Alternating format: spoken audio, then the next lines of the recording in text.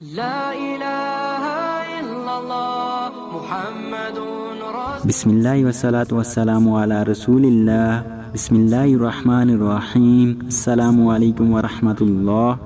شعبان کا مہینہ نیکیاں اکٹھی کرنے کا مہینہ ہے۔ اس میں ہم جتنی بھی نیکیاں اکٹھی کر سکتے ہیں حاصل کر لیں، جتنا ثواب کما سکتے ہیں، جتنا اجر پا سکتے ہیں، ہمیں یہ سب کچھ پا لینا چاہیے۔ شعبان ایک ایسا مہینہ ہے جس میں بندوں کے اعمال اللہ تعالیٰ کی طرف اٹھائے جاتے ہیں، اس لیے یہ مہینہ بہت اہم ہے، بہت ہی خاص ہے۔ اور اس مہینے کی دوسری خاص بات یہ ہے کہ اس کے بعد رمضان کا مہینہ آتا ہے، وہ مہینہ جس کا ہم 11 مہینے انتظار کرتے ہیں۔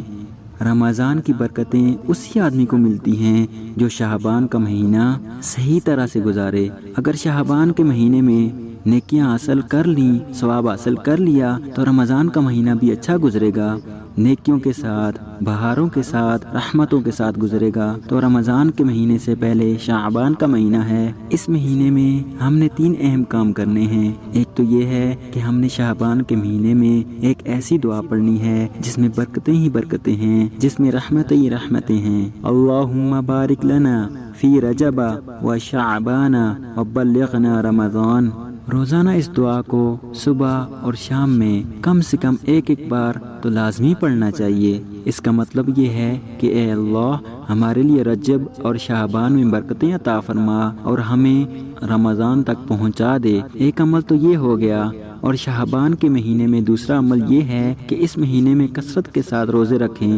حضور صلی اللہ علیہ وسلم رمضان کی تیاری میں اس مہینے میں کثرت کے ساتھ روزے رکھا کرتے تھے۔ کبھی کسی دن رکھ دیا، پھر کسی دن رکھ لیا، پھر کئی دن چھوڑ دیے۔ خاص طور سے سوموار اور جمعرات کا روزہ تو لازمی رکھنا چاہیے۔ اس سے رمضان کی تیاری میں آسانی ہوگی۔ اور روزوں کا ایک فائدہ یہ ہوگا، آپ اس مہینے میں کچھ روزے رکھیں گے تو آپ کے ذہن میں یہ بات آئے گی آگے رمضان بھی آ رہا ہے، رمضان کی یاد آئے گی آپ کو۔ تو شعبان کے مہینے میں کبھی روزے رکھیں، کبھی نہ رکھیں، یاد رکھیں کہ یہ روزے نہ تو واجب ہیں نہ ہی فرض ہیں، یہ نفلی روزے ہیں۔ اگر آپ رکھیں گے تو آپ کو بہت زیادہ اجر ملے گا، اگر نہیں رکھیں گے تو کوئی گناہ نہیں۔ یہ تو ہو گیا دوسرا عمل۔ اور شعبان میں تیسرا عمل کہ اس مہینے میں ایک ایسی رات ہے جس کو شب برات کہتے ہیں۔ اس رات کی عبادت ہم نے کرنی ہے۔ اس رات کی عبادت بہت اہم ہے۔ اس رات کا اثر ہمارے پورے سال پر پڑتا ہے۔ نبی کریم صلی اللہ علیہ وسلم نے